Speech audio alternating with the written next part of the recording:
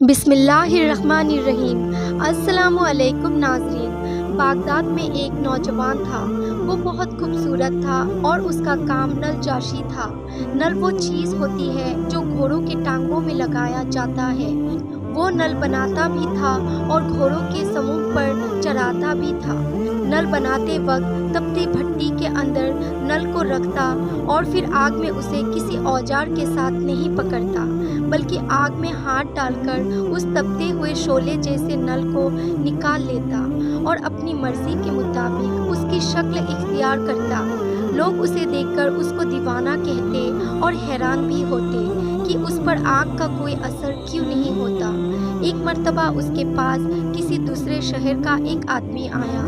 جب اس نے ماجرا دیکھا تو اس نے تبسم سے اس نوجوان سے پوچھا کہ اسے گرم گرم لوہا پکڑنے سے کیوں کچھ نہیں ہوتا۔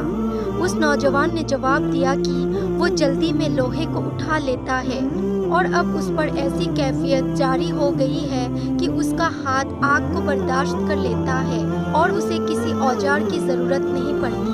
اس آدمی نے کہا کہ میں اس بات کو نہیں مانتا، یہ کوئی اور ہی بات ہے۔ اس نے نوجوان سے کہا کہ مجھے اس کی حقیقت بتاؤ۔ نوجوان نے بتایا کہ بغداد میں ایک حسین جمیل لڑکی تھی اور اس کے والدین عمرے کے لیے گئے اور کسی حادثے کے شکار ہو گئے اور وہ دونوں مر گئے۔ وہ لڑکی پردے کی پلی ہوئی تھی، گھر کے اندر رہنے والی لڑکی تھی۔ اب اس کو سمجھ نہیں آتی تھی کہ وہ زندگی کیسے گزارے۔ آخرکار نہایت غمزدہ اور پریشانی کے حالت میں وہ باہر سڑک پر نکل آئی۔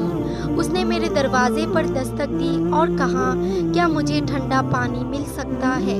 میں نے کہا ہاں، اور اندر سے پانی لا کر اس لڑکی کو دیا۔ اس لڑکی نے کہا، خدا تمہارا بھلا کرے۔ میں نے اس سے پوچھا، کیا تم نے کچھ کھایا ہے؟ اس نے جواب دیا، نہیں، میں نے کئی دنوں سے کچھ نہیں کھایا۔ میں نے اس لڑکی سے اکیلے اس طرح پھرنے کی وجہ پوچھی تو اس لڑکی نے اپنے اوپر گزرا ہوا سارا واقعہ سنا دیا اور کہا کہ مجھے سمجھ نہیں آتا کہ میں زندگی کیسے گزاروں۔ میں نے اس سے کہا، تم شام کو میرے گھر آ جانا اور میرے ساتھ کھانا کھانا، میں تمہیں تمہاری پسند کا کھانا کھلاؤں گا۔ اس نوجوان نے بتایا کہ میں نے اس کے لیے کباب اور بہت اچھی اچھی چیزیں تیار کی۔ وہ شام کے وقت میرے گھر آئی اور میں نے کھانا اس کے سامنے رکھ دیا۔ جب وہ لڑکی نے کھانے کے لیے ہاتھ بڑھایا تو میں نے دروازے کا کنڈی لگا دی اور میری نیت بدل گئی، کیونکہ وہ انتہا درجے کا آسان موقع تھا جو میرے دفتر میں تھا۔ جب میں نے دروازے کی کنڈی چڑھائی تو اس لڑکی نے پلٹ کر دیکھا۔ اس نے کہا کہ میں بہت مایوس، غمزدہ اور اس دنیا سے گزر جانے والی ہوں۔ اس نے مزید کہا، میرے پیارے بھائی، تم مجھے خدا کے نام پر چھوڑ دو۔ وہ نوجوان نے کہا، میرے سر پر برائی کا بھوت سوار تھا۔ میں نے اس سے کہا، ایسا موقع مجھے دوبارہ کبھی نہیں مل سکتا، میں تمہیں نہیں چھوڑ سکتا۔ اس لڑکی نے مجھ سے کہا، میں تمہیں خدا اور اس کے رسول کے نام پر درخواست کرتی ہوں، میرے پاس سوائے میری عزت کے کچھ نہیں ہے، اور ایسا نہ ہو کہ میری عزت بھی چلی جائے اور میرے پاس کچھ بھی نہ بچے، اور پھر اس حالت میں اگر میں زندہ بھی رہوں تو مردوں کی طرح ہو جاؤں گی۔ اس نوجوان نے بتایا کہ لڑکی کی یہ بات سن کر مجھ پر خدا کا خوف جاری ہو گیا۔ میں نے دروازے کی کنڈی کھولی اور اس کے سامنے کھڑا ہو گیا اور کہا، مجھے معاف کر دینا، میرے اوپر ایک عجیب کیفیت جاری ہو گئی تھی، لیکن اب یہ کیفیت دور ہو گئی ہے۔ تم شوق سے کھانا کھاؤ اور آج سے تم میری بہن ہو۔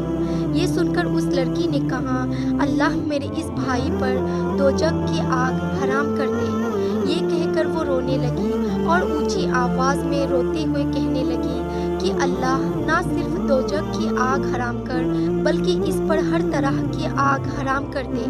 نوجوان نے بتایا کہ لڑکی یہ دعا دے کر چلی گئی۔ ایک دن میں اپنی دکان پر کام کر رہا تھا اور میں نل گرم کر رہا تھا۔